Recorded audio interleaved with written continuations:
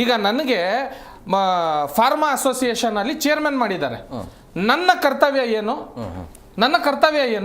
42,000 ಮೆಡಿಕಲ್ಸ್ಗಳು ಬರ್ತದೆ. ಇದರಲ್ಲಿ 317 ಹೆಚ್ಚು ಕಮ್ಮಿ ಡಿ ಫಾರ್ಮಾ ಕಾಲೇಜ್ಗಳು ಬರ್ತಾರೆ. ಇವ್ರಿಗೆಲ್ಲ ನಾವು ಯಾವ ರೀತಿ ನಡ್ಕೊಂಡು ಹೋಗಬೇಕು?